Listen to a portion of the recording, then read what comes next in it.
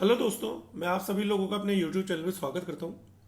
दोस्तों, आज चूंकि संडे है और कुछ प्रश्नों के जवाब जो कि हर बच्चे के दिमाग में चल रहे हैं, ये सवाल दोस्तों इनका जवाब देना बहुत ज़्यादा ज़रूरी है। और चूंकि दोस्तों आपको पता है कि ये वाला सप्ताह आप लोगों के लिए बहुत ज़्यादा महत्वपूर्ण है। यहाँ पर दोस्तों आपकी सबसे बड़ी चीज़ है कि BSTC B.Ed विवाद है, जिसकी सुनवाई आपकी 29 अप्रैल को होने वाली है। इसके पहले दोस्तों आपकी 26 अप्रैल की जो सुनवाई है, ये बहुत ज़्यादा महत्वपूर्ण है। इसके ऊपर भी काफ़ी नज़र रहेगी। एक दोस्तों डिस्ट्रिक्ट अलॉटमेंट और एक याचिका को लेकर के हमारा कार्य, दोस्तों 4 बिंदुओं पर महत्वपूर्ण चर्चा करने वाला हूँ। ये तो देखिए दोस्तों, मैं एक एक बिंदु पर चर्चा करता हूँ। एक सेकंड रुकिए। तो दोस्तों देखिए, फटाफट छोटी छोटी चर्चा कर लेते हैं, ज़्यादा बड़ी चर्चा करने का विषय नहीं है। तो दोस्तों मैं आपको देखो कुछ महत्वपूर्ण बिंदुओं पर चीज़ें समझा देता हूँ, जो कि आपको चिंताजनक कोई ऐसी स्थिति नहीं है। दोस्तों जैसे ये BSTC B.Ed विवाद है, दोस्तों पहले इसके बारे में थोड़ी सी चर्चा कर लेते हैं। देखो ज़्यादा बड़ी चर्चा नहीं है इसमें। दोस्तों देखो, यहाँ पर जो है B.Ed की तरफ से आपको पता है BSTC के अंदर केवल यहाँ पे छात्र हैं और यहाँ पे एडवोकेट्स हैं बढ़िया, जो कि आपके हाई कोर्ट में आपने सुनवाई में उतारे थे, और साथ में कपिल सिब्बल साहब, ऐसे काफ़ी अच्छे वो एडवोकेट्स हैं। यहाँ B.Ed की तरफ से दोस्तों आपको पता है MHRD और आपका NCT और ये सब सुनवाई करने वाली है इस केस के अंदर, ठीक है। अब दोस्तों पैरवी करेगी, मतलब अब देखो मैं आपको एक बात बताऊं दोस्तों, ये जो केस है BSTC B.Ed, दोस्तों इसके बारे में कुछ भी कहना उचित नहीं है, क्योंकि ये माननीय सुप्रीम कोर्ट में आपको पता है केस चल रहा है। तो और सबसे बड़ी बात यह है कि दोस्तों ये जो केस है, इसके अंदर आपको पता है 28 और 29 अप्रैल ये फाइनल सुनवाई होनी है। यहाँ पर कहने लायक कुछ भी नहीं है। यहाँ पर बस कहने लायक इतना सा ही है कि मामला अच्छा चलेगा, पूरा फाइनल फैसला आएगा और BSTC का भविष्य तय होगा। तो दोस्तों यहाँ पर तो सुप्रीम कोर्ट के ऊपर ही सब कुछ छोड़ रखा है मैंने, इसके बारे में अपन कुछ ज़्यादा कह नहीं सकते, ठीक है। अब दोस्तों बात करते हैं रीट लेवल 1 की, जो 26 तारीख को जो सुनवाई होने वाली है, उसके बारे में थोड़ी सी मैं चर्चा कर लेता हूँ। देखो इस सुनवाई के अंदर दोस्तों सबसे मजबूत पक्ष यह है कि कुछ दिव्यांग और कुछ स्पोर्ट्स कोटे के अभ्यर्थी, इनके जो सर्टिफिकेट्स हैं दोस्तों ये फर्जी हैं। ये मतलब इनके पास कोई स्पोर्ट्स का कोई गेम नहीं खेला है और इनको सर्टिफिकेट बने हुए हैं और इनको नौकरियां मिली है लेवल 1 के अंदर। तो दोस्तों आज गोविंद हुड्डा जी का एक वीडियो देखा था मैंने और काफ़ी अच्छे उनके सबूत थे। तो दोस्तों मैं आपको इस सुनवाई का, मुझे जो 26 अप्रैल को लग रहा है, मैं आपको बता देता हूँ। देखो मैं आज आपको एक बात तो क्लियर कर देता हूँ, लेवल 1 रद्द नहीं होगी 99%। पहले तो मैं ये बता रहा हूँ, ठीक है। 1% को पता नहीं गहलोत साहब खुद ही आगे बोल दे, बाकी 99% रद्द नहीं होगी। और 26 अप्रैल को दोस्तों जहाँ तक मुझे लगता है ना, इस केस में आगे की डेट मिलने वाली है। मेरी जहाँ तक मेरी बात हुई है, आगे की डेट मिलने की प्रबल संभावना है इसके अंदर, क्योंकि अभी SOG की जो जांच है वो चल रही है और जब तक जांच कंप्लीट नहीं होती तो कोर्ट यही कहेगी कि आप इसको सुन के जो है जांच का दायरा है इसको बढ़ाइए और जांच के दायरे को बढ़ा करके हमें और सबूत दीजिए, ठीक है। तो ये डेट आगे जाएगी और तब तक आपका डिस्ट्रिक्ट अलॉटमेंट और बाकी सारी चीज़ें हो चुकी होगी, ये वाली बात है। क्योंकि ये डिस्ट्रिक्ट अलॉटमेंट का काम दोस्तों आपका कल हो जाएगा और यहाँ पे अगली डेट मिलेगी। और BSTC B.Ed विवाद दोस्तों आप सुप्रीम कोर्ट में छोड़ दो, इसका क्या होगा। दोस्तों अब फाइनल एक छोटा सा मुद्दा और है, याचिकाकर्ता को लेकर के हमारा कार्य। देखो दोस्तों, याचिका का जो मामला है ये हमने स्टार्ट इसलिए नहीं किया कि हम आपकी नौकरी लगवाने वाले हैं। देखो दिमाग में एक तो ये चीज़ डाल लेना, हमारा काम जो है वो ये है कि आपको वो प्रश्न बताएं जिनमें नंबर बढ़ सकते हैं, और दूसरी बात आपका जो भी डॉक्यूमेंट्स है वो लेना, और डॉक्यूमेंट्स लेकर के दोस्तों आपका नाम ऑनलाइन याचिका में जोड़ना। सीधी सी सिंपल सी बात है। हम लोगों ने आपका पैसा सिलेक्शन का 1% भी नहीं लिया है। किसी के दिमाग में होगी सिलेक्शन हम करवाएंगे, सिलेक्शन हमारे हाथ में नहीं है। आज किसी ने 121 नंबर है जनरल का और उसने याचिका लगाई हो और उसके 2-3 नंबर बढ़ जाए तो 125 हो जाए तो कट ऑफ तो 133 गई है। हमने सिलेक्शन की गारंटी नहीं ली है, हमने नंबर बढ़वाने की गारंटी ली है। गारंटी भी नहीं, हमने हमारा यह है कि नाम जोड़ना है, बाकी आगे कोर्ट ने और बोर्ड ने तय करना है कि उनको क्या करना है।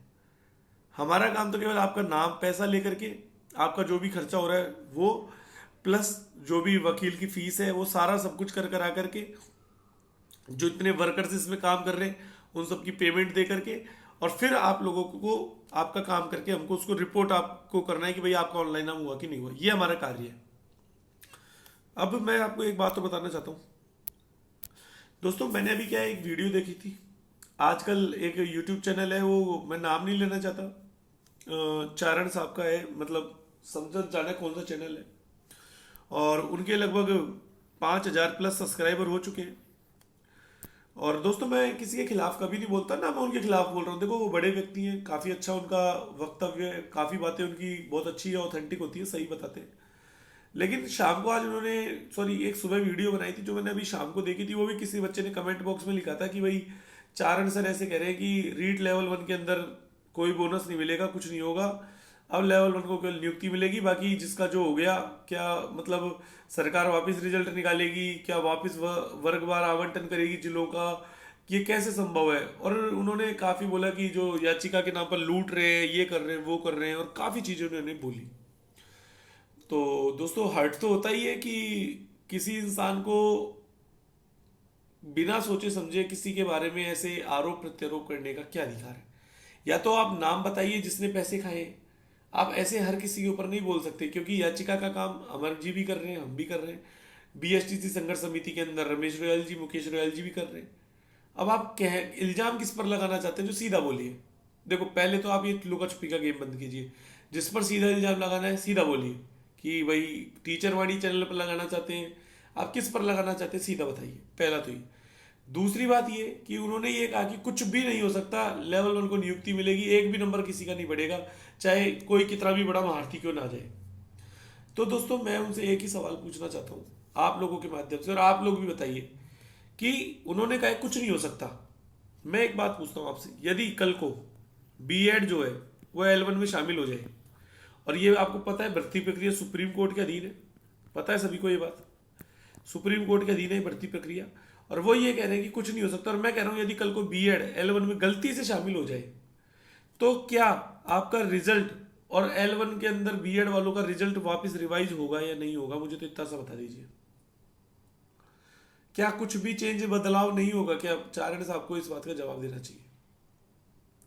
अब वो ये कहेंगे, या कोई भी ये कहेगा कि L1 में बीएड शामिल होगी ही नहीं, अरे वो तो हमको भी पता है, लेकिन वो ये कह रहे हैं कि कुछ हो नहीं सकता।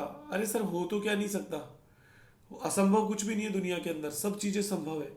क्योंकि उन्होंने ये कहा कि रीट याचिका में नंबर नहीं बढ़ेंगे, और ये नहीं बढ़ेंगे, और वो नहीं बढ़ेंगे, और लूट रहे हैं, ये कर रहे हैं। तो मैं उनके ऊपर कोई आरोप प्रत्यारोप नहीं लगा रहा हूँ, मैं तो एक सीधा सा सवाल पूछ रहा हूँ कि यदि कल को L1 के अंदर बीएड के अंदर L1 शामिल हो जाती है, मतलब L1 में बीएड शामिल हो जाती है, तो क्या ये रिजल्ट परिणाम जो है रिवाइज होगा या नहीं होगा? क्या इसके अंदर उनको नियुक्ति देंगे कि नहीं देंगे? आपके अनुसार तो कुछ भी चेंज नहीं होगा। तो ये दोस्तों बात सोचने का विषय है कि किसी इंसान को बिना सोचे समझे किसी के ऊपर कुछ भी नहीं बोलना चाहिए। और मैं किसी को उनको कुछ भी नहीं कह रहा हूँ, मेरा केवल मकसद इतना सा है कि हमने किसी को नहीं लूटा है। और दोस्तों मैं आपको हिसाब की बात करें तो हिसाब भी बता देंगे। हिसाब का सीधा सा बात ये है कि हमने जो है अब तक लगभग 653 बच्चों के नाम मैं आपको दे चुका हूँ, जिसमें 300 बच्चों के नाम, लगभग 200 बच्चों के नाम ऑनलाइन आ चुके हैं, और 307 प्लस 97, ये दो लिस्टें 2 दिन पहले आई थी, लगभग 400 नाम जो है ये जो है आपके क्या बोलते हैं, कल इनके नाम ऑनलाइन आ जाएंगे सबके। हम तो याचिकाकर्ता जो बने ऑफलाइन ऑनलाइन सारी लिस्टें सेंड किए, टेलीग्राम पे जाके देख सकते हैं, हमने हमारा काम ईमानदारी से किया है। तो दोस्तों जो शब्दावली सामने वाला प्रयोग कर रहा है, तो मैं उनसे रिक्वेस्ट करता हूँ हाथ जोड़ के कि प्लीज़ आप ऐसी कटु शब्दावली का प्रयोग ना करें। आप एक अच्छे, मुझे लगता है चरित्र के धनी है, इस प्रकार किसी पर भी इस तरह के वक्तव्य देना अच्छा नहीं लगता। क्योंकि क्या होता है कि फिर बच्चे वहाँ जाके कमेंट कर रहे हैं, अरे हमने तो वहाँ 2,000 दे दिए टीचर वाणी पे, अमर जी को दे दिए, हम तो लुट गए, हमें देने ही नहीं चाहिए थे जब हमारे लाभ ही नहीं है। आप सोचिए आपकी एक बात के कितने मतलब निकलते हैं, बच्चों के मन में कितनी अच्छी इमेज बन जाती है 1 सेकंड के अंदर। तो अच्छा यही है कि एक अध्यापक होते हुए आपको दूसरे अध्यापक की गरिमा का ध्यान रखना चाहिए। एक आपका बात करने का जो वक्तव्य है वो सौहार्दपूर्ण हो, ताकि आपकी हर जगह प्रशंसा की जा सके। तो फिलहाल दोस्तों मैंने सभी बातों के जवाब दे दिए, याचिका को लेकर हमारा कारण बता दिया है। दोस्तों याचिका से रिलेटेड यदि आपको किसी को और कोई चीज़ करनी है तो वो अब 26 तारीख के बाद 26 तारीख को देखते हैं क्या फैसला आता है, उसके बाद हम इस बारे में और चर्चा करेंगे। तो इस वीडियो में इतना ही। आप सभी लोगों का बहुत बहुत धन्यवाद।